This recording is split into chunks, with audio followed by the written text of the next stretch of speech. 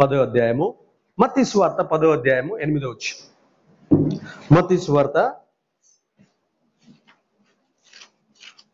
రోగులను స్వస్థపరచుడి, చనిపోయిన వారిని లేపుడి, కుష్ఠ రోగులను శుద్ధులుగాను చేయుడి, దయ్యములను వెళ్ళగొట్టుడి, ఉచితముగా పొందితిరి, ఉచితముగా ఇయ్యుడి. ఆమేన్, ఆమేన్. దేవునికి మహిమ ఘనత ప్రభావములు కలుగును గాక.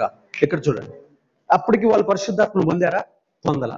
పొందకుండా దయ్యాలు ఎలా కొడుతున్నారు, రోగాలు ఎలా బాగు చేశారు చెప్పండి. ఎలాగా? 1వ వచనం చదవండి. ఆయన తన 12 మంది శిష్యులను పిలిచి అపవిత్రాత్మలను వెళ్ళగొట్టుటకును, ప్రతి విధమైన రోగమును ప్రతి విధమైన వ్యాధిని స్వస్థపరచుటకును వారికి అధికారం ఇచ్చెను. అధికారం కాదు, అధికారం కంటే గొప్పది ఇంకోటి ఉందాడా? పిలుపు. గట్టి చెప్పండి, పిలుపు. గట్టి చెప్పండి, పిలుపు. గట్టిగా చెప్పాలి. అరే నేను ఇంత గట్టిగా మాట్లాడతాడు మీరు ఏందమ్మా? పిలుపు అనండి. పిలుపు, పిలుపు. దేవుని పిలుపులోంచి శక్తి వస్తుంది. దేవుని పిలుపులోంచి ఏమొస్తుందమ్మా? శక్తి. ఆ పిలుపులో ఉన్న శక్తి ద్వారా వాళ్ళు ఏం చేశారంటే దయ్యములను వెళ్ళగొట్టారు, రోగములను బాగు చేశారు, ఇంకా ఏం చేశారు? వ్యాధులన్నిటినీ నయము చేశారు, శవాలను లేపారు. అర్థమవుతుందా? పిలుపు ద్వారా ఏమొస్తుంది? శక్తి. గట్టి చెప్పాలి, పిలుపు ద్వారా శక్తి. అందుకనే వాళ్ళంతా పోయి అక్కడ ఏం చెబుతారంటే, అయ్యా మేము అద్భుతాలు చేసాం, సూచక్రియ దెయ్యాలు వెళ్ళగొట్టాం అది అంటే. అర్రే బాబు మీరేం ఫీల్ కాకండి. మీరు చేసిన క్రియలను బట్టి కాదు, మీ పేర్లు జీవ గ్రంథమందు రాయబడి ఉన్నాయి.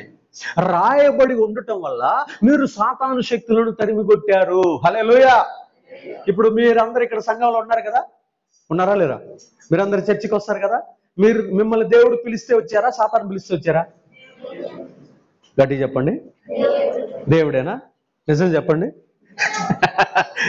నిజం చెప్పండి. మీరు ఈ మందిరానికి వచ్చింది దేవుడు పిలిస్తే ఇక్కడికి వచ్చారా, సాతాను పిలిస్తే వచ్చారా?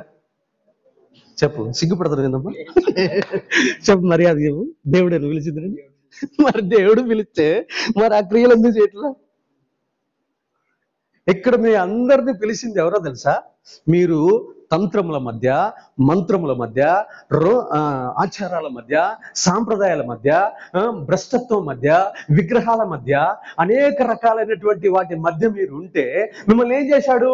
పేరు పెట్టి పిలిచి ఈ సన్నిధికి నడిపించాడు. ఈ సన్నిధికి మిమ్మల్ని పిలిచినప్పుడు ఆ పిలుపులోంచి ఏమొస్తుంది? ఆ పిలుపులోంచి ఏమొస్తుంది? శక్తి. ఆ పిలుపులోంచి ఏమొస్తుంది? శక్తి వస్తుంది. ఆ పిలుపులో నుండి వచ్చే శక్తి ద్వారా ఇంకా వాళ్ళు పరిశుద్ధాత్మను పొందుకోలా. పరిశుద్ధాత్మను పొందుకోకదలికే భూమిని షేక్ చేశారు, యెరూషలేము పట్టణాన్ని షేక్ చేశారు, ఈ ఇజ్రాయెల్ దేశాన్ని షేక్ చేశారు. కానీ ఇంకా ఆయన వెళ్ళిపోతా ఉంటాడు. 3.5 సంవత్సరాలు ట్రైనింగ్ అయిపోయిన తర్వాత, ఆయన పునరుత్థానుడై పైకి వెళ్ళిపోయిన తర్వాత అప్పుడు మళ్ళీ చెబుతారు, నేను పక్కనున్నా కాబట్టి నా బలంతో ఇన్ని ఎల్లగొట్టారని ఆయన, ఇప్పుడు నేను పోతున్నాను, ఇప్పుడు మీకు 3 మామూలు కొట్టాడు సాతానుగాడు. కాబట్టి మీరు యెరూషలేములో, ఎక్కడ? యెరూషలేములో మేడగది తీసుకొని దాంట్లో ఒక ఆత్మను పంపించేంత వరకు, మీరు శక్తి పొందుకునేంత వరకు అక్కడే కనిపెట్టుకొని ఉండడే. నేను పంపించబోయే ఆదరణకర్త మీ మీదకి వచ్చేంత వరకు మీరు బయటికి రాకూడదు. ఎంతమంది లోపల ఉంది? 120 మంది.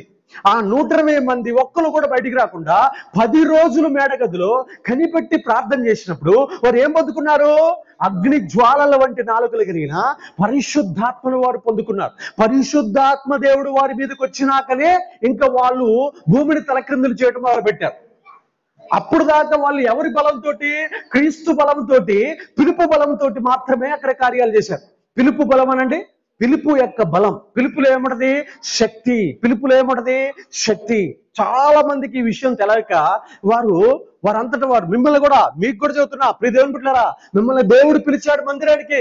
మీకు పిలుపు ఉంది, విశ్వాసులకు పిలుపు ఉంది, సేవకులకి పిలుపు ఉంది. ఆ విశ్వాసపు పిలుపుతో కొన్ని కార్యాలు చేయొచ్చు. అంతెందుకు, మీ ఇంటి పక్కన ఒక ఆమెకు జ్వరం వచ్చిందనుకో, మీరు ప్రార్థన చేస్తే తగ్గిద్ది. ఎందుకంటే మీ పిలుపు పరసంబంధమైన పిలుపు. హల్లెలూయా. అది భూ సంబంధమైనది కాదు. ఆ పిలుపు ఎక్కడి నుంచి వచ్చింది? పరలోక సంబంధమైన పిలుపు. నన్ను చాలా మంది అంటూ ఉంటారు, పాస్టర్ మీరు ఏంది ఇంత శక్తివంతంగా ప్రార్థన చేస్తారు అని అంటారు. అరే నన్ను ఎవడు పిలిచిందో తెలుసా? ప్రపంచంలో ఏకైక దేవుడు నా పేరు పెట్టి పిలిచాడు. కొడు చెప్పలు గట్టిగా, ప్రపంచంలో ఏకైక దేవుడు నా పేరు పెట్టి పిలిచాడు. ఇంకా నాకెంత బలం ఉంటుందో తెలుసా నీకు? నాకు ఎంత బలం ఉంటుంది? ప్రపంచంలో ఏకైక చక్రవర్తి నా పేరు పెట్టి పిలిచి నువ్వు నాకు సేవకుడు అని చెప్పినప్పుడు నాకు ఎంత బలం ఉంటుంది?